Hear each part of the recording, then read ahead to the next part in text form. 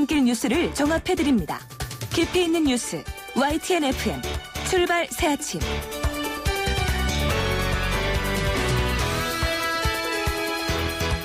예, 드디어 한 주간 시작되는 월요일이죠. 여러분 월요일 아침 어떻게 맞고 계신지 모르겠습니다. 하지만 오늘 날씨만큼 여러분 오늘 하루 상쾌하게 출발하시기 바라겠고요. 자, 오늘도 여러분의 의견 기다리고 있습니다. 유료 문자, 짧은 문자 50원, 긴 문자 100원의 유료 문자고요. 샵 0945, 샵 0945로 여러분의 의견 보내주시면 저희가 방송에서 여러분의 의견 반영하도록 하겠습니다. 신율의 출발 새 아침 3부 순서 먼저 광고부터 들으시죠.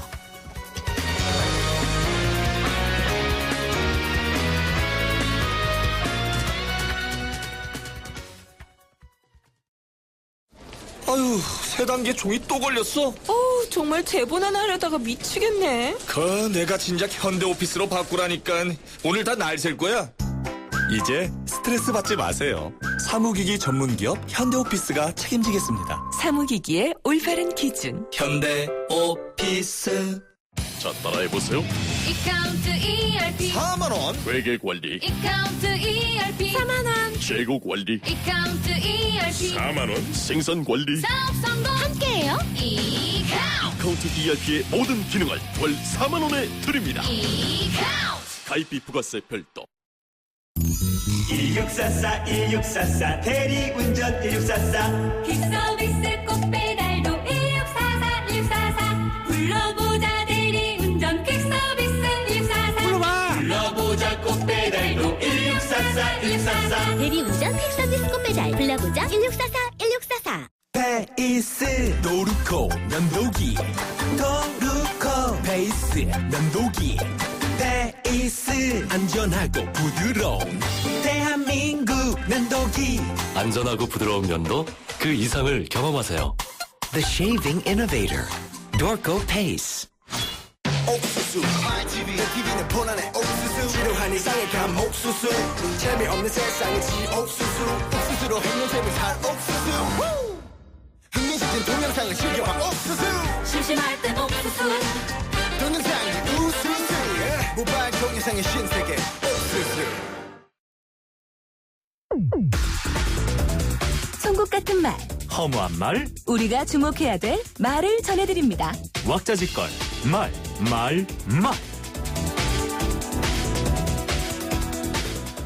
나는 바지 사장 노릇 못한다. 누구의 앞잡이도 아니다.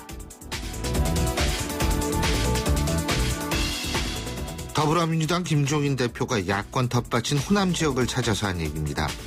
정치인들이 방문하는 곳에는 의미가 있습니다. 그리고 방문해서 하는 말은 그곳에서 필요한 의미를 담고 있기 마련입니다. 그런데 이런 말이 먹히기 위해서는 행동과 말이 어느 정도 일치해야 한다는 겁니다.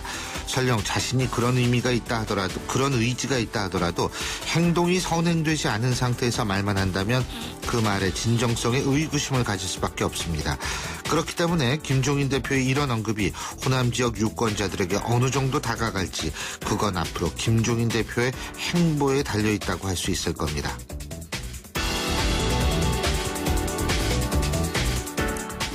총선이 지나고 나면 더불어민주당의 정체가 다시 드러날 것이다. 국민의당 안철수 공동대표가 친노가 건재하는 한 정권 교체는 더 멀어진다면서 한 얘기입니다. 요새 안철수 대표의 고민이 깊은 것 같습니다. 17년간 마시지 않았던 술도 마신다고 하고요. 어쨌든 이런 고민은 이번 총선이 자신의 주도하에서 치러질 수밖에 없고, 그러다 보니까 결과에 따라서 자신의 정치 생명이 끝날 수도 있기 때문입니다. 그래서 모두를 비판하는 이른바 모두까기 모두로 갈 수밖에 없을 텐데요.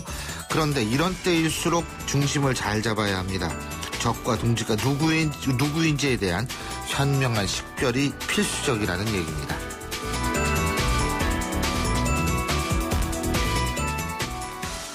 언젠가 논의해봐야 할 문제다. 미국이 지금처럼 약해지는 길로 나간다면 한국은 그것을 하려고 할 것이다. 미국 공화당 유력 대선 후보인 도널드 트럼프가 우리나라 핵무장론에 대해서 한 얘기입니다. 이 발언은 사실상 한반도 핵무장에 반대하지 않겠다는 뜻으로 해석돼서 그동안 미국의 노력과는 상반되는 입장인데요. 뭐 어쨌든 트럼프 후보가 그 정도로 약진하는 걸 보면 대의민주주의의 한계, 지금 미국 정치의 문제점을 그대로 노출하는 것 같아서 많이 안타깝습니다. 그의 언급에 가타부타 말할 필요가 없는 것 같아서 지금 방금 말씀드린 언급으로 대체하겠습니다. 지금까지 왁자지껄 말말말이었습니다.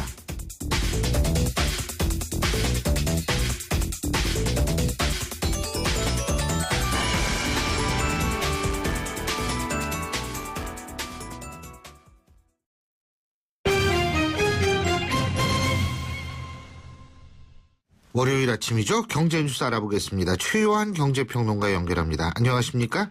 예, 안녕하십니까. 최요한입니다. 예, 그 신형 엔진을 장착한 폭스바겐 차량에도 배출가스 조작이 있었는지를 규명하기 위해서 검찰이 본격적인 검증 절차에 착수했다고 그러네요. 예, 다들 아시다시피 작년에 유로5라는 기준의 기준으로 이제 폭스바겐 차량을 글로 이제 리콜됐었는데요. 예. 이번에는 유로6입니다. 유로6 기준, 이전보다 더 강화된 배출가스 기준이라고 하는데, 예.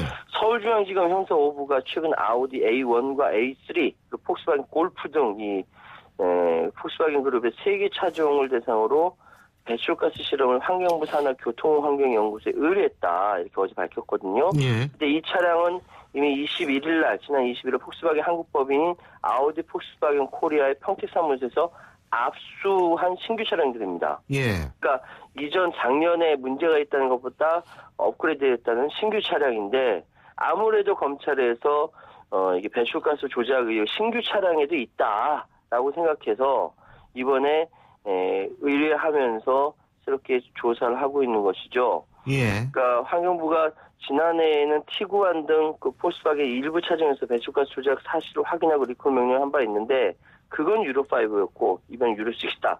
만약에 이번 유로6 적용 모델에서 배출가스 조작을 의심할 만한 정황이 있다라고 본다면, 이거는 정말 폭스바겐 그룹 전체에 커다란 영향을 미치는 수사다라고 말씀드릴 수 있습니다. 예, 그렇군요. 예. 자, 그리고 외국계 기업, 비영리법인이 외부 감사를 받고 투명하게 기업 정보를 공개하게 하는 내용으로 추진되어 온 이 법률 개정안이 원안보다 대폭 후퇴하게 생겼다. 이거 왜 그런 거예요? 이거 규제개혁위원회에서요. 예. 수정을 하라라고 지시를 해서 그랬던데요.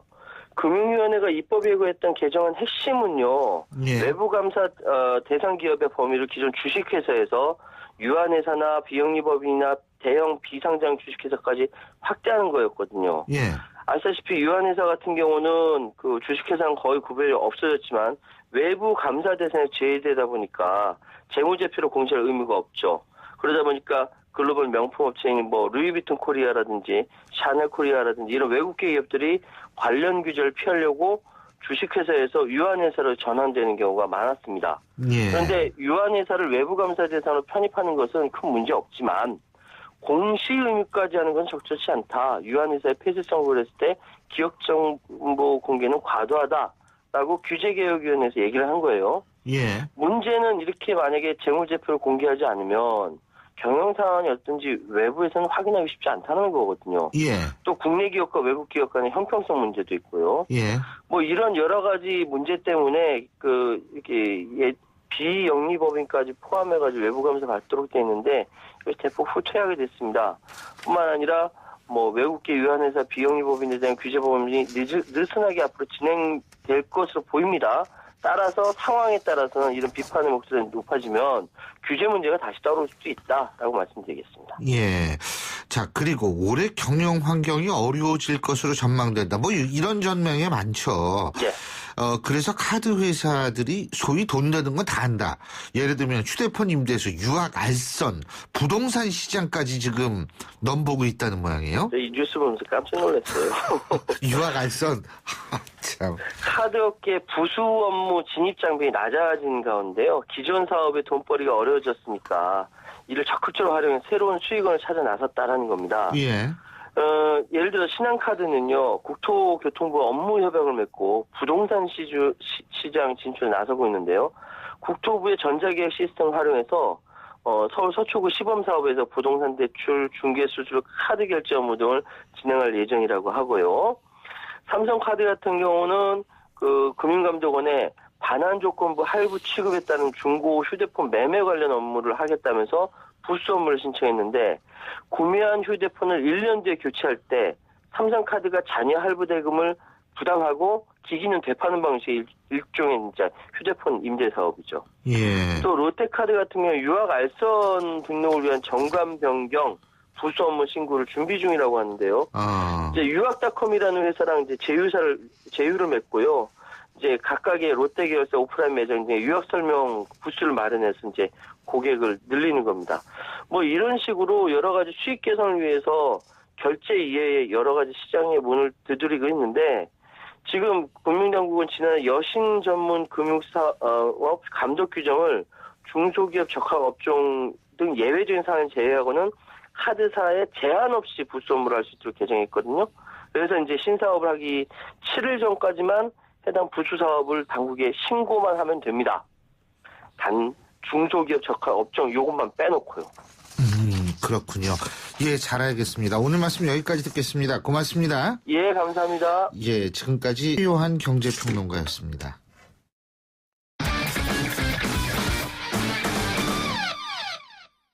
스포츠 뉴스 알아보겠습니다. 최동호 스포츠 평론가 연결합니다. 안녕하십니까? 예, 안녕하세요. 예, 메이저리그 시범 경기 이제 막바지라고 하는데 예. 이제 관심사는 우리 선수들의 개막전 25인 로스터 진입 여부인데 예. 우리 선수들의 희비가 엇갈릴 수도 있을 것 같아요. 예? 예. 일단 오늘 새벽에 좀 반가운 소식이 들어왔는데요. 예. 이 시애틀 메리너스가 이대호 선수가 이 40인 로스터에 포함된다고 공식적으로 발표했습니다. 예. 이 40인 로스터라는 거는 우리식으로 얘기하면은 1군 선수 등록이라고 보시면 되거든요. 그래서 이제 이 이대호 선수가 40인 로스터에 포함이 되면서 정식으로 이 시애틀 메리너스 소속의 메이저 리거가 됐다. 라고 보시면 됩니다. 예. 뭐 이 소식 듣고 이 기분이 좋아서 그런지 몰라도 이대호 선수가 오늘 이 정식 메이저 리거로서 이 처음으로 시카고 컵스와의 시범 경기 이제 출전을 했는데요. 2회 첫 타석에서 안타를 터뜨렸고요. 이 미네소타의 박병호 선수 같은 경우에는 개막전 25인 로스터 진입이 확정적입니다. 예. 미네소타의 이 테리 라이언 단장이 어제 이 현지 언론에다가 이 박병호 선수를 포함한 야수 13명의 이름을 공개하면서 이들은 이 특별한 일이 없는 한 개막전까지 간다 이렇게 밝혔거든요. 예. 25인 로스터라는 거는 이 출전 선수 명단이라고 보시면 되고요. 언제든지 예. 출전이 가능한 선수라는 의미입니다. 아. 반면에 이 볼티모어의 김현수 선수 같은 경우에는 상당히 좀 불안하거든요. 예. 예, 심지어는 어제 미국의 폭스 스포츠가 보도한 내용인데 이 볼티모어 구단이 김현수와의 계약을 파기하는 방안을 검토하기도 했다. 이런 내용의 보도가 있었거든요. 예. 이 계약 파기라는 건 실질적으로 이 방출을 의미하기도 합니다. 그러니까 한국으로 돌려보낸다. 뭐 이런 거 아니면 마이너리그에서 뛰나? 뭐 어떻게 예, 되는 맞습니다. 거예요? 선택은 크게 보면 세 가지인데요. 예. 하나는 마이너리그로 가서 다시 한번 도전해보는 거고요. 예. 또 하나는 다른 메이저리그 팀을 알아보는 건데 이건 거의 뭐 그건 좀 가능성이 아닐 것 없다 같고, 보고요. 예. 마지막으로 한국으로 돌아오는 거죠. 아, 참. 프로의 세계는 냉정해요. 예. 예. 그리고 축구대표팀이 타국과의 평가전에서 1대0으로 승리했죠? 예, 그렇습니다. 어제 이 태국과의 평가전에서 1대0으로 승리하면서 예. 역대 최다입니다. 8경기 연속 무실점 승리 신기록을 세웠거든요. 근데 이 8경기 연속 무실점 대표팀 역대 최다 신기록, 이건 기록 자체로는 그렇게 의미가 있을 수는 있겠지만 뭐 워낙 그동안 이 약체 팀들하고 경기가 많았기 때문에 커다랗게 그 그렇죠. 의미가 없다라고 예. 보고요. 맞습니다. 예, 이 석현준 선수 전반 5분 만에 결승골 뽑아냈습니다. 예. 일찌감치 선제골 나왔기 때문에 좀 골이 많이 터지지 않을까 기대를 했는데 예. 이 추가골 뽑아내는 데는 실패했고요. 이제 그래서 그런지 슈틸리케 감독도 좀 이 경기 내용에는 불만이 많았습니다. 예. 어제 경기 끝나고 인터뷰에서 이 오늘 경기는 무승부가 됐어야지 좀 더 공정한 경기다. 이렇게까지 얘기를 했거든요. 예. 많은 것을 개선해야지 최종 예선 통과할 수 있다. 이렇게 좀 선수들을 좀 질책하는 내용을 털어놓기도 했습니다. 이게 타국에서 있잖아요. 예. 타국이 지금 뭐 40도까지 올라가고 굉장히 습하다고 그러더라고요. 예. 예. 그래서 뭐 그 습한 그 무더위 속에서 뛴 우리 선수들이 또 나름대로 잘했다 이런 평가도 있는데 조금 더 잘하면 좋을 것 같은 생각도 드네요. 예. 자, 프로농구 챔피언십 결정전에서 KCC가 막판에서 살아났네요. 예, 그렇습니다. 예. 이게 왜 보통 오늘 보면은 뭐 벼랑 끝에서 살아났다, 기사 회생했다, 막판에 살아났다 이런 얘기를 하거든요. 예. 이 챔피언 결정전이 7전 4전 승제입니다. 예. 근데 KCC가 1승 3패까지 몰렸죠. 어제가 이제 5차전이었는데 어제 오리온을 94대 88로 이기고 2승 3패를 기록한 겁니다. 예. 그동안 이 오리온의 집중 수비에 이 KCC의 에밋 선수가 막혔거든요. 근데 어제 오래간만에 38득점 올리면서 활약했고요.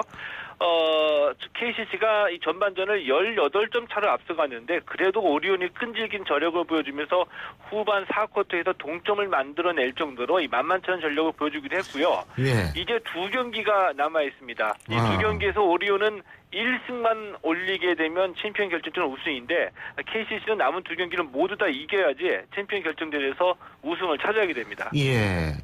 그리고 이 옛날에는 말이에요. 이 복싱이 상당히 인기 종목 아니었어요. 그죠? 예, 그랬죠. 저희 아버지 물론 뭐 한참 전에 돌아가셨습니다만 저희 아버지 같은 경우에도 굉장히 권투를 보는 걸 좋아했었는데 요새 조금 그렇습니다만 그럼에도 불구하고 이 탈북자 복서로 유명한 선수죠. 여성 복서 최현미 선수요. 세계 타이틀 방어에 성공을 했네요. 예, 그렇습니다. 이 북한을 탈출하는 이 새터민이라고 얘기를 하죠. 이 탈북자 여성 복서 이 최현미 선수가 어제 이 세계 타이틀 방어에 성공했습니다. 예.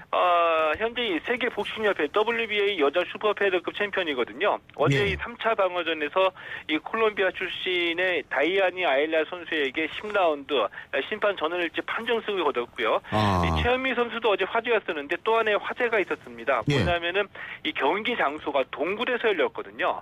어떤 동굴이냐면 광명시에 그 예전에 이 폐광이었던 거를 개발을 해서 맞아요. 거기 황금동굴인가 뭐 그런 거 있어요. 복합 문화 공간으로 개발한 거였었거든요. 동굴 안으로 한 5분 정도 들어가면은 이 300석 규모의 문화 공간이 있는데 여기에다가 이 특설링을 만들어가지고 여기서 경기를 한 겁니다. 특설링 만들어서 동굴에서 경기한 거는 이번 경기가 세계 최초입니다. 그렇군요. 동굴에서 복싱을 한다. 좋네요. 그리고 봅슬레이하고 스켈레톤 국가대표 선발전이 어제 있었다 그러는데 아스팔트 트랙에서 마지막으로 열린 선발전이라 그러죠? 그동안은 우리나라에 이 썰매 종목 경기장이 없었기 때문에 이 아스팔트로 트랙을 만들었습니다. 50m짜리로요. 여기에서 스타트 훈련하고 선수들 국가대표로 뽑기도 했었거든요. 이제 올해 안으로 이제 정식 썰매 종목 경기장 평창 동계올림픽에서 쓰여질 이 경기장이 완성이 되기 때문에 마지막으로 이제 아스팔트 트랙에서 경기가 열린 겁니다. 근데 잘 아시다시피 우리나라가 최근 들어서 원윤종, 서영우 선수 비롯해가지고 좋은 성적 거두고 있잖아요. 그래서 많은 선수들이 관심 갖고 몰려들었고요. 대부분 다 뭐 유도나 태권도나 육상 같이 다른 종목 했던 선수들이 이제 썰매 종목에 도전을 한 건데 원윤종, 서영우 선수 아스팔트 종목에 아스팔트 경기장에서 처음 마지막으로 치는 경기가 좀 옛날 추억이 그리웠는지 어제 찾아와가지고 이 선수들을 격려하기도 했습니다. 잘 알겠습니다. 오늘 말씀 잘 들었습니다. 고맙습니다. 고맙습니다. 지금까지 최동훈 스포츠 평론가였고요. 신율의 출발새 아침 3부 순서 여기서 줄입니다. 전 잠시 뒤 4부에서 뵙겠습니다.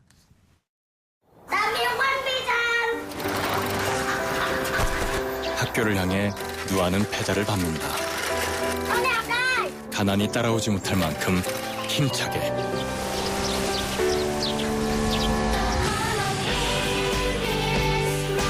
후원이 끝나도 마을 스스로 아이를 돌보게 만드는 월드비전 자립마을 프로젝트. 진정한 후원은 후원이 끝나게 하는 것입니다. 후원 문의 1688-3570 1688-3570 진정한 후원을 생각합니다. 월드비전. YTN 라디오 캠페인 더 가까이. 안녕하세요. 한국환경공단 이사장 이시진입니다. 사무실에서 A4 용지 많이 사용하시죠? 이는 A4 용지의 반이 재활용되지 못한다고 합니다. 버려진 종이를 쌓아 올리면 63빌딩 700개를 연결한 것과 같은 높이라고 하니 어마어마합니다. 이면지를 활용하는 것도 좋지만 애초에 종이를 덜 쓰는 것도 좋은 방법입니다. 우리나라 직장인 한 명당 1년에 500개의 종이컵을 사용하고 있습니다. 나무 120억 그루가 종이컵 때문에 사라지는 겁니다. 각자 개인 머그컵이나 텀블러를 사용해 보시는 게 어떨까요? 한 명만 머그컵을 사용해도 1년에 소나무 한 그루가 안 뽑힐 수 있다고 합니다. 나무 사랑은 더 가까이, 종이 낭비는 저 멀리. 종이를 아껴 쓰는 습관을 기르세요. YTN 라디오 캠페인 더 가까이 한국환경공단과 함께합니다. 사장님, 성악가 김동규 씨네 집 바닥재 좋던데 우리 집도 똑같은 걸로 해줘요. 아, 요즘 떠오르는 바닥재 스타 강마루. 스타일 좋고 습기, 열, 긁힘에 강하니까 오래 사용하려면. 그래서 스타 강마루를 하는구나. 성악가 김동규입니다. 강마루 스타는 스타 강마루. 스타 강마루. 날카로운 분석, 내일을 보는 시선, 신율의 출발 새 아침. 신율의 출발 새 아침 4부 순서 시작할 텐데요. 먼저 광고부터 들으실까요? 쑥, 우리 아파트 하나 장만할까? 정수 오빠, 요새 누가 아파트 사? 아파텔 사지. 전용률부터 남다른 투룸 3베이 아파텔 도봉 21스트. 우와, 이게 오피스텔이야 아파트야? 아파텔이라고, 요 남자야. 모델하우스는 수락산역. 문의전화 1522-0055. 주식회사 대명 21. 엄마, 침대가 좁아. 이사갈 때 바꾸자. 침대가 불편해. 비싼 건데 참아. 침대 왜 사서 고생하세요? 코웨이 매트리스 맞춤 케어 렌탈하세요. 3년마다 타퍼 교체, 6년마다 새 매트리스로 업그레이드. 위생관리는 기본. 침대 이제 코웨이가 답이다. 6년 약정 기준. 봄이 왔어요. 우리 저 차태현과 5 아이들이 모여 만든 봄봄밴드. 봄봄밴드가 당신을 찾아갑니다. 마음속까지 따뜻해지는 인생의 봄 전하러. 봄이 왔어요. 당신의 봄 삼성화재. 완벽하게 새로워진 렉서스 RX 출시. 여유로운 안정감 속에 거침없는 파워, 넘치는 카리스마 속에 정교한 디테일. 발견하라, 감동하라. Radiant Crossover New Generation RX. 모든 순간이 감동이다. Lexus. 8시 31분 03초 지나고 있습니다. 이제 월요일 출근길 마무리될 즈음인데요. 자, 교통 상황 알아보겠습니다. 박호영 캐스터. 네, 신율의 출발 새 아침 교통 정보입니다. 숨가쁜 월요일 출근길, 이제는 좀 한숨 돌릴 시간이기도 하지만 아직까지 정체가 되는 곳이 곳곳으로 남겨져 있습니다. 게다가 서울 외곽순환고속도로는 산본 나대목과 하익분기점 부근 3차로에 사고까지 발생해서 부근으로 조심 운전도 하셔야겠습니다. 이밖에 서울 도심에서는 유유공로가 이화 사거리 가는 길, 안국역에서 원남동 사거리 쪽으로 밀리고 있고요. 올림픽로는 잠실 사거리에서 신천역 방향으로 사고 발생했습니다. 서남 지역 따라 국회대로 여의도 가는 길, 신월 나들목에서 영등포 전화구까지 아직까지는 길게 밀리고 있고요. 서부간선 도로가 좀 많이 수월해졌습니다. 이제 도심으로 들어가는 길이 고척교에서 목종교까지만 밀리고 있습니다. 신율의 출발 새 아침 교통정보였습니다. 신율의 출발 새 아침 오늘 순서 시작합니다. 오늘 아침 당신이 듣고 싶은 뉴스 94.5MHz YTN 뉴스 FM 신율의 출발 새 아침.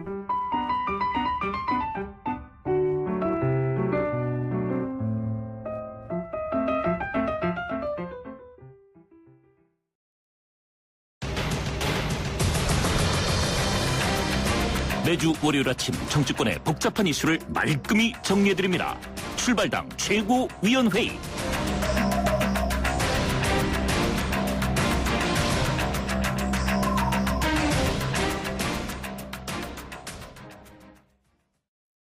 예, 매주 월요일 선보이는 코너죠. 오늘도 두 분 함께하겠습니다. 매주 월요일 함께하시는 분들인데요. 데일리안의 이종근 편집국장 나와 계십니다. 어서 오십시오. 안녕하세요. 좋은 아침입니다. 예, 그리고 두문정치전략연구소 서양호 부소장이 아니라 소장 나와 계십니다. 축하합니다. 축하드립니다. 감사합니다. 안녕하세요. 예, 확실히 이런 데에선 빨리빨리 국회로 나가줘야 돼요. 이걸 보면. 이철희 소장이 이제 이 비례대표로 이제 나갔으니까. 그죠? 불가리론의 어떤 이 정말 좋은 기회를 저희가 보고 있는 거죠. 어쨌든 축하드립니다. 네, 제가 소장 되기 위해서 보내버렸습니다. 또 이제 그럼요. 또 밑에 있는 사람이 빨리 나가셔야 된다. 이거 명심하겠습니다. 그거 이제 두고 봐야 되겠죠. 자, 어쨌든. 자, 오늘 청취자 여러분도 여러분의 의견 얼마든지 보내주실 수 있습니다. 짧은 문자 50원, 긴 문자 100원의 유료 문자죠. 샵 0945로 여러분의 의견 보내주시면 저희가 방송 중에 여러분의 의견도 함께 고민하고 생각해 보도록 하겠습니다. 자, 오늘 첫 번째 안건은 말이에요. 요새 태양의 후예보다도 더 재밌다는 옥새의 후예 한번 얘기를 해볼까요? 옥새 파동 친박과 김무성이 얻은 것과 잃은 것. 이 얘기입니다. 자, 먼저 이종국 국장님부터 말씀해 주시죠. 네, 사실은 김무성 대표가 드디어 이제 자기 목소리를 냈습니다. 실제로 행동까지도 보여줬죠. 질문. 드디어요? 이제예요? 드디어라고 표현하고 싶습니다. 알겠습니다. 시작은. 이제는으로 끝날 것 같은데. 이 영도다리에서 고뇌찬 표정을 지은 사진. 참 가슴이 찡한 그런 사진이었습니다. 그런데 중요한 건 사실 그 다음날 3대3 트레이드된 어떤 결과가 나오면서, 사실, 결론부터 말씀드리면, 김무성 대표가 얻은 건 잠깐 동안의 당권이고, 잃은 건 영원한 대권이 아닐까라고 생각이 드는 것이, 사실상 당권은 이 전당대회까지 유지가 되지 않겠습니까? 근데 자신이 만약에 all or nothing, 난 모든 거를 다 그냥 고집할 거다라고 만약 했다면, 최고위들이 전부 다 사퇴를 하고 그다음에 비대위로 바로 연결을 해서 대표직을 잃게 만드는 그런 상황이 됐을 수도 있겠습니다. 그래서 사실상 그것도 유지하고 또 친박에 사실 이번에 유승민 의원이 지금 살아났다고 해서 친박이 꼭 불리하냐 그러면 사실 그렇진 않거든요. 왜냐하면 그 당시에 굉장히 여론이 안 좋았었어요. 그 직전에 제가 말씀은 못 드리지만 여론조사 기관의 이 대통령의 어떤 국정수행 지지율 그 정도만 말씀드려도 되죠. 이게 좀 안 좋았었어요, 상황이. 그런데 사실상 그 이후에 이 피해자로서 순교자로서 부활하는 과정에서 완전히 친유승민계 반박 연대가 구성될 가능성이 컸었는데 거꾸로 유승민 의원을 이렇게 출구를 열어주는 대신 이 이재만 동구청장이라든지 혹은 유재길 시민단체에서 참 오랫동안 활동해온 평이죠. 유재길 후보 같은 경우가 도리어 피해자가 됐어요. 오늘도 유영아 후보도 마찬가지죠. 유영아 후보도 마찬가지고 이번에 오늘도 이재만 후보는 법적 소송을 내겠다. 유재길 후보도 오늘 법적 소송 걸겠다고 하는데 이런 피해자가 이쪽이 되면서 도리어 지금 유승민 의원이 국회에 돌아왔어도 또는 다른 어떤 친유 연대가 됐어도 그만큼 영향력이 행사될 수 있을 것인가. 그런 점에서 친박의 도리어 또 유리한 측면도 있다. 김백이었었다. 우리 서 소장님. 저는 민심은 제대로 읽어야 한다고 생각하는데. 있잖아요. 자꾸 이거 연습해야 돼. 이게 자꾸 사람이 말버릇이 돼가지고. 부소장 하시라 했죠. 어떻게 하셨지? 자꾸 말버릇 돼. 우리 서양호 소장님. 네. 저는 이종국 국장님과 다른데요. 민심이 그대로 표현됐다고 생각합니다.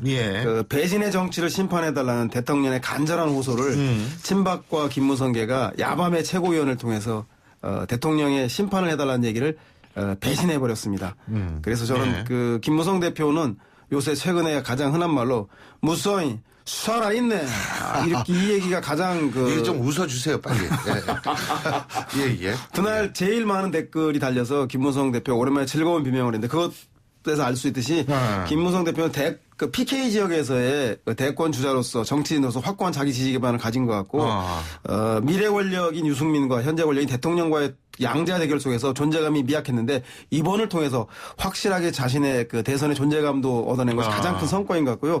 다만 이제 이런 것은 대통령의 도움 없이 비박계의 대선 주자를 홀로 서야 한다는 여당으로서는 좀 아주 놓치기 아까운 대통령의 후광을 좀 스스로 포기한 점은 가장 뼈아픈 것이고 반면에 친박계는 왜 친박계가 최고위원회에서 대통령을 배신하고 그 김무성계가 급득 타협했을까? 그게 제일 궁금해요. 네, 저는 그볼 때는 유승민 공천, 낙천, 파동, 막장 공천에 의한 그 역풍에 의해서 수도권에서조차 당선이 어려운 수도권 최고위원들이 자기의 배지를 지켜야 되는 거 아닌가? 대통령의 진실한 사람을 찾기 이전에 나부터 살아야 된다라고 하는 생존권이 발동한 게 아닌가 싶은 생각이 들고요. 그래야지만 그 다음에 있을 국회의장 선거 그리고 원내대표 선거도 나갈 수 있기 때문에 본인의 생존권이 너무 급급했다. 그리고 두 번째로는 아니 대통령 임기 끝나가는데 다음 권력 누가 될 줄 알아. 자기 권력에 대한 보험용 성격도 있었다. 그래서 저는 두 가지가 친박계가 얻은 것 같고 이런 것은 대통령이 믿는 마지막 보루인 신라 같은 믿음조차 저버린 거에 대한 건 대통령을 잃어버린 것. 두 번째가 친박은 도저히 선거와 국정의 위기관리 능력이 없는 거 아니냐라고 하는 계보로서의 생존 자체가 없어지는 거 아닌가. 그래서 총선 이후에 친박계는 사실상 유지 자체가 어려운 것은 아닌가에 대한 그 지지자들로부터 여권 지지자로부터 불신을 받은 것이 가장 큰 손실이 아닌가 싶습니다. 예. 아니 근데 이제 지금 여러분들이 이제 그런 말씀을 해주셔서 제가 이제 두 가지로 크게만 여쭤볼게요. 뭐냐면 하나는 유승민 의원 문제고 하나는 김무성 대표의 문제인데 유승민 의원 같은 경우에 지금 우리 서양무 소장께서도 말씀을 하셨듯이 이제 어쨌든 그리고 우리 이종국 장님 김백이다 어쨌다고 하는데 중요한 거는 그런 거를 다 알면서도 공천에서 탈락시킨 거 아니겠어요? 그죠? 누구를요? 유승민 의원을. 아니 유승민 의원을 공천에서 탈락시킬 때는 모든 가능한 시나리오를 다 각오하겠다라는 의미로 탈락을 시켰을 거란 말이에요. 네. 예? 그런데 그런 거를 다시 살려놨단 말이에요. 그게 제가 볼 때는 수도권 아까 말씀하셨고 여론이 별로 안 좋게 가서 김백이다. 물론 이런 이유도 있겠지만 그런 걸 딱 각오하고서 공천에서 탈락시켰을 것 같은데 그게 저는 왜 그걸 뒤로 왔는지 그게 잘 이해가 안 되더라고요. 저는요 이렇게 생각합니다. 지금 정치는 살아있는 생물이고 가장 중요한 건 여론 아닙니까? 물론 지금 말씀하셨듯이 지금까지 여론이 좋았던 적은 없어요. 유승민 의원에 대한 지금 그 공천 그 과정에서. 그렇죠. 그런데 그럼에도 불구하고 사실상 마지막까지 자 이걸 보시자고요. 그 박근혜 대통령이 사실상 정상적인 국정 수행임에도 불구하고 많이 비판을 받았죠. 대구행. 근데 비판을 받음에도 불구하고 어쨌든 대구행을 간 이후에 어떤 그 여론이 어떻게 바뀔 수 있었는지 냐 하는 것도 고려해 봤어야 됐고 사실상 크게 바뀌지 않았다는 것이 감지된 것이고요. 그 이후에 전체적으로 봤을 때 이 정도면은 사실 여론이 계속 대구 민심은 어느 정도 고차가 될 것이다 라고 봤는데 마지막 순간까지 사실 그 민심이 별로 안 좋았던 거죠. 그 결심이 드러난 것이고 그러니까 마지막 그 전날 밤 저는 이걸 어떻게 보냐면 감자탕 회동 기억하시죠? 어디서 감자탕 회동이 언제 이루어지냐면요. 김무성 대표하고 서청원 전 대표하고 최고위원 다 해가지고 밤에 가가지고 소주 한 잔 먹으면서 소주 한 잔 한 날이 그날 오전에 원유철 대표하고 한판 크게 했거든요. 원유철 대표가 이 당 대표로서의 본분을 지키하고 막 그 고함을 지르고 서로 했던 날 감자탕 회동을 합니다. 그 다음 날 옥새 파동 옥새 갖고 부산 갑니다. 그 다음 날 다시 3대3 트레이드를 합니다. 사실 전초는 감자탕 회동부터 있었다. 어느 정도 교감이 있었다. 저는 그 교감은 아까도 말씀드렸지만 친박에서는 유승민 의원을 살리더라도 전체적으로 봤을 때 큰 데미지가 없다라는 결론을 이미 내린 것이고 김무성 대표는 이쪽 유승민 의원을 살리는 대신 이재호 유승민 의원을 살리는 대신 진박 3인방을 또 이 대구에서 포진시켜주는 명분을 얻은 것이고 전체적으로 양쪽이 이미 꽤 오래 전부터 이거는 지금 서로 불리하다. 이걸 어느 정도 절충하자라는 컨센서스가 이게 이루어지지 않았으면 이렇게 한순간에 극적인 타협이. 이걸 보시죠. 원유철 대표가 부산 내려갔어요. 알겠습니다. 부산 내려갔는데 굉장히 온건하게 두 분이 식사도 함께 하시잖아요. 그럼 둘이 소주병 깨니까 어떡합니까? 자, 저는 이종국 부장님 대통령의 대구행이 정상적 국정운행이라는 데 대해서 그 인식에 대해서 상당히 우려가 있고요.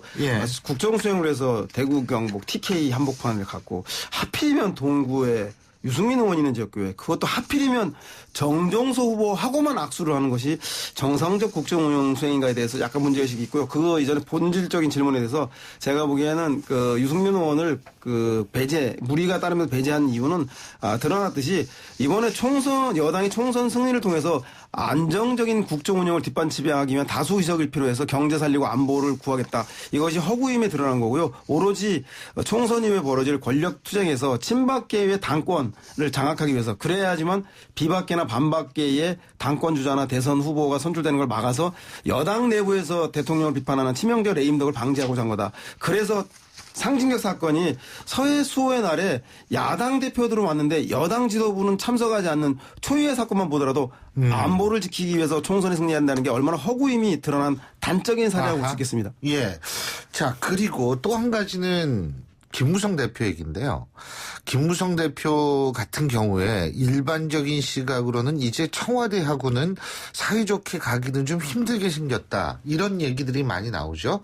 제가 참 궁금한 게 우리나라 현대 정치사를 이렇게 쭉 보면 최초의 문민 정권이라는 타이틀을 내세울 수 있었던 김영삼 전 대통령 말고는 현재 권력과 등진 미래 권력은 없었거든요. 그렇죠. 대표적인 게 이해창 그렇죠. 후보도 이해창 근데 이렇게 해도 돼요? 김무성 대표가 대선에 꿈이 있다면? 아니 그런데 일단 지금 언제나 이 총선과 대선이 어느 시점에서 맞물리느냐가 결과적으로 사실 결과가 나타나는 것 같아요. 이번 경우 사실상 김무성 대표는 무엇을 하든 사실 안정적인 어떤 대권 후보가 될 수 없었을 겁니다. 처음부터. 그러니까 전당대회가 바로 이루어질 테고 지금의 어떤 그 흐름은 친박에서 우리가 당권을 잡겠다라는 어떤 생각이 없었으면 이렇게 흐름이 이어지지 않았을 테고 그렇다면 김무성 대표로서는 사실상 모험을 하지 않을 수 없죠. 왜? 지금 총선 끝난 다음에 자기가 당권을 3개월밖에 유지 안 하거든요. 그다음에는 대권 후보로 가야 되는데 어차피 친박과 손잡고 친박의 후보로 나설 가능성은 전혀 없고 이미 경고도 많이 받지 않았습니까? 모 의원으로부터 지금 새누리당에는 김무성 대표만 있는 것이 아니다. 반기문 총장도 있을 것 같고 윤상현 의원이 그런 또 얘기도 하지 않았습니까? 그래서 결과적으로는 김무성 대표는 어차피 팽당할 것이다. 어차피 지금 총선 이후에는 친박의 어떤 그 손을 못 잡을 것이다. 그렇다면 아까 대통령하고 지지율이 겹치고 있는데 김무성 대표가 언제 대통령으로부터 독립해서 자신만의 지지율을 탄탄하게 할 것인가라는 타이밍만 보고 있었죠. 근데 영웅이 때를 만든다는 말씀 많이 들어보셨죠. 근데 때가 영웅을 만드는 게 아니라 영웅이 때를 만드는 것인데 실질적으로 김무성 대표는 과연 이번에 그것이 때였을까? 의문입니다. 예. 자, 네, 그동안 김무성 대표는 대통령의 지원을 기대하면서 정치적 쟁점이 있을 때마다 양보를 거듭해왔습니다. 이번에도 참는다가 아주 유명한 발언이죠. 그런데 김무성 대표는 태생적으로 친박의 서청원 대표를 대통령께서 당대표가 되길 그래서 국정이 당청이 호흡이 맞췄으면 좋겠다라고 밀었던 서청원 대표를 꺾고 등장한 태생적으로 비박 반박의 후보일 수밖에 없었던 것이죠. 그것이 가장 큰 문제이고 그래도 계속 타협했지만 대통령은 곁을 주지 않았죠. 그래서 결정적으로는 제가 보기에는 대통령을 통한 지원을 통해서 당대표 미래 권력이 되는 게 아니라 대통령과 차별에 나설 수밖에 없었다. 그래서 이번에 불이한 권력에 의한 부당한 공천에 대해서 정의로운 대표 정의의 프레임에서 일단 자기 존재감 명분을 확실하게 정치적으로 잡은 것 같고 특히나 부산 경남에서 TK 대구 경북과 차별화되면서 TK가 부산 경남 대표를 괴롭히는 게 아니냐라고 하는 묘한 지역 정서를 등에 업어서 PK 지역 부산, 경남, 울산을 기반으로 한 지역적 기반을 토대로 향후 대권을 선점할 수 있는 유리한 지역적 기반도 마련되었다. 그래서 두 가지 측면에서 제가 보기에는 김무성 대표의 그런 차별화 의도가 있지 않았나 싶습니다. 근데 뭐 항상 현 정권하고 갈등이 있을 때는 현 정권을 항상 그렇게 부정의하고 이렇게 몰죠. 이회창 후보는 화형식까지 했어요. 네, 맞습니다. 그렇죠. 그런데 이제 그 서 소장 말씀이 그렇게 가시화되려면 결과가 나와야 돼요. 이 결과는 어떻게 돼야 되냐면 지금 말씀하신 유승민 의원을 제외한 나머지 그 진박 연대라고 아까 반박 연대라는 그분들이 얼마나 생환이 되느냐에 따라서 거기에 따라 김무성 대표 운명도 결정되는 게 아닌가 싶습니다. 5721님이 이런 글 보내주셨어요. 영도 딸이 위해서 누굴 생각했을까요? 대통령 내가 하고 싶은데 자기에 대한 일종의 협상 제안이 아닐까 싶어요. 이렇게 이제 하셨는데 누굴 생각했을 거라고 보세요? 와이프? 누구? 예? 저는 김영삼 대통령의 마지막 그 마산 칩거 투쟁을 보면서 대권으로 가기 위해서는 확실하게 그 미래 권력자로서 현재 권력과 맞서야 한다라는 것을 제가 보기에는 부산의 상징인 영도다리 그다음에 그 무슨 시장입니까? 자갈치 시장에서 그것을 되돌아보고 되짚고 상기하지 않았을까. 김무성 대표는 누굴 생각했겠습니까? 사진 기자를 생각했죠. 이 컷이 멋있을까 저 컷이 멋있을까. 역시 언론이셔가지고 그냥 예리하시네. 예, 각도 잘 잡아서 찍어라 라고 얘기했을 수도 있죠. 예. 어쨌든 자, 새누리당 아직도 사실 이 여진이 계속 남아있는 건 사실입니다. 그런데 우리가 새누리당만 얘기를 하면 안 됩니다. 야당도 얘기를 해야 될 것 같고요. 자, 그래서 이제 야당을 얘기를 하는데 가장 중요한 것이 이제 어떤 거냐 하면 제가 볼 때는 야권에서는 바로 그 야권 연대 문제가 일단은 제일 중요한 것 같고요. 또 하나는 이 더불어민주당 김종인 대표가 저 광주 가서 호남 가서 얘기한 거 내가 바지 사장이 아니다. 예? 바로 이런 부분인 것 같은데 자, 이런 부분 얘기를 해보겠습니다. 먼저 야권 연대부터 얘기를 해보겠습니다. 자, 야권 연대 얘기들이 요새 많이 나오고 국민의당은 야권 연대 맘대로 하면 제명이다 법적 소송도 불사한다. 제가 여태까지 보면서 아마 야당끼리 이렇게 나온 건 처음인 것 같아요. 예? 어떻게 보세요? 네, 애초에 그 안철수 대표도, 후보 간 개별 협상은 막지 않겠다. 그래서 뒷문을 열어놓으셨는데, 선거 후보 등록도 하기 전에 지역별로, 15% 이상의 득표가 안 나오는, 그 득표의 의미가 없는 그 국민의당 후보들이, 더불어민주당의 자진투항해서 후보 등록 자체가 불가능해서 정당의 존립 근거가 위협받는 그런 코미디 같은 상황이 발생하자 급하게 부랴부랴 후보 등록 이후에 협상을 강제하기 위해서 중앙당의 허락받지 않고 개별 후보 간의 협상은 없도록 한다라고 하는 엄명을 내린 것 같은 게 제가 보기엔 완전히 문을 닫은 건 아니고요. 그 현재 정당 그의 후보 등록조차 못하는 초유의 사태가 발생한 것을 막기 위해서 고육지책으로 그렇게 내린 것 같고요. 여전히 야당의 그 야권 연대는 살아있는데 김종인 대표와 문재인 그리고 국민의당의 시각들이 조금씩 다른 것 같습니다. 그래서 김종인 대표는 조용조용해서 뒷문으로 살금살금 야권 연대해야지 역풍도 없고 그리고 야권 연대 막상 테이블에 있을 때 양보할 카드도 많이 양보하지 않아도 된다라고 하는 철저히 실리 위주로 조용조용한 야권 연대를 하고 오히려 여야 간의 경제를 둘러싼 1대1 대결 구도를 만드는 것이 야권 연대를 강제할 수 있는 지렛대가 된다. 이런 생각이신 것 같아요. 근데 사실 야당 같은 경우에는 말이에요. 원래 바람으로 승부해야 되는 거 아닌가요? 바람? 그렇죠. 네? 당연히. 바람으로 승부를 해야 되는데 조용조용하면 이거 바람이 안 일어날 텐데. 자, 지금 야권 연대라는 게 왜 필요하냐. 그러니까 야권 연대라는 게 언제부터 사실 또 지금 이 불이 붙기 시작하냐면 선거 한 막바지 한 10여일 남겨두고 제일 불이 붙습니다. 벌써부터 지금 진보 언론이나 야권 측에서 뭐라고 그러냐면 우리가 그러니까 더불어민주당은 80석밖에 안 된다. 이제 완전히 망했다. 서울이나 뭐나 다 구도가 서울을 48석 중에 거의 40석이 일여 다야 구도다 하면서 사실 계속 그럴 겁니다.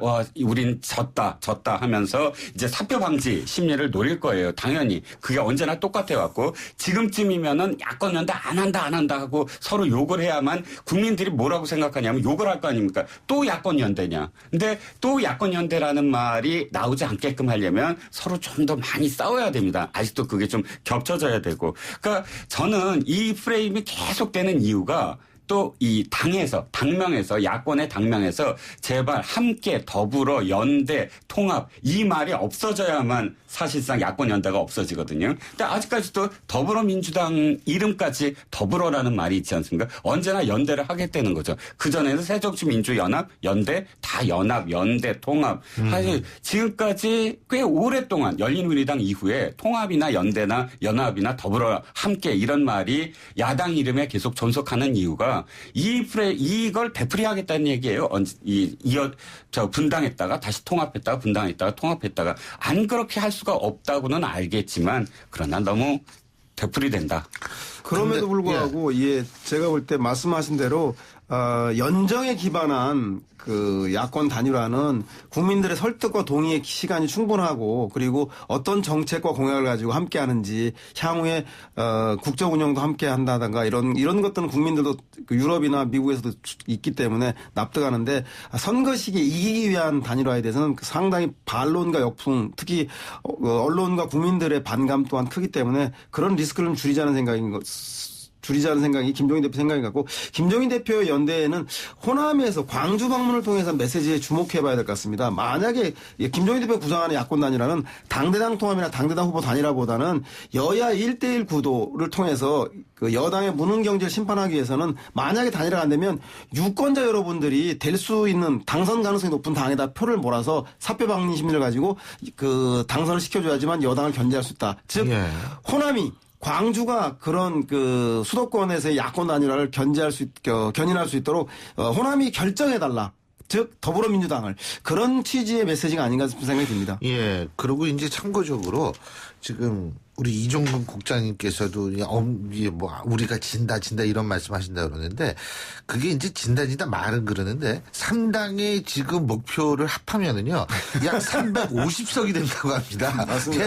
300석이 아니라 350석이 된다 그러니까 지금 속으로는 굉장히 꿈들이 아주 야심차게 큰 것 같아요. 예. 근데 어쨌든 지금 서영호 소장께서 김종인 대표 그 말씀 잠깐 하셨는데 부산에 가서 나 바지 사장 아니다. 광주 호남 가서 나 바지 사장 아니다.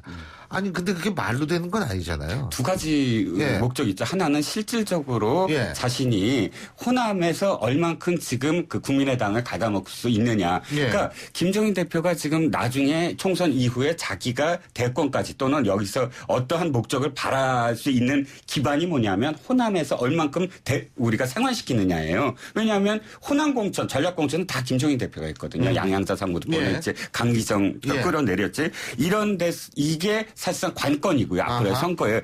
두 번째는 어쨌든 문재인 대표는 못 가잖아요. 문재인 대표는 가면 돌맞잖아요. 그러니까 자기가 어쨌든 호남에서 끌어들여야 되고 두 가지 목적 다 알겠습니다. 호남에 가셔야 되죠. 저는 야권 아주 빅소하지 않으시죠.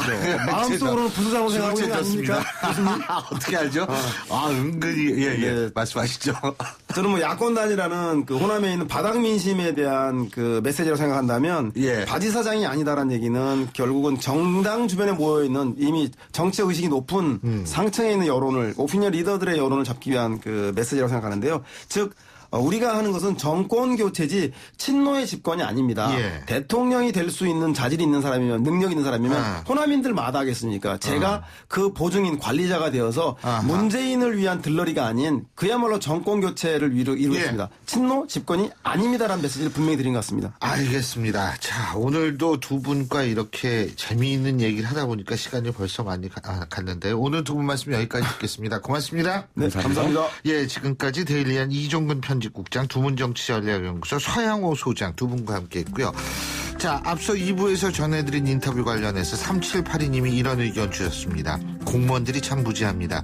이름 한자를 자기들 마음대로 해놔서 재판까지 받아서 바꾼 적이 있습니다. 우리 집엔 그런 일이 2번이나 있었어요. 사실 그동안 잘못된 정보로 살아온 것도 억울한데 이걸 본인의 시간과 비용을 들여 바꿔야 한다는 것 너무 억울하고 황당한 일이 아닐까 싶어 행정 처리에 있어서 어느 정도 유연성이 필요한 부분이 아닐까 이런 생각들 적어주셨는데요. 맞습니다. 여러분들 더 이상 이런 피해 나지 않도록 우선 행정적 처리보다는 행정 편의주의에서 벗어나서 이 국민들의 입장에서 생각하는 그런 자세가 필요할 거라 생각이 듭니다. 신율의 출발 새 아침 월요일 순서는 여기서 줄입니다. 전 내일 아침 7시 15분에 다시 오겠습니다. 고맙습니다.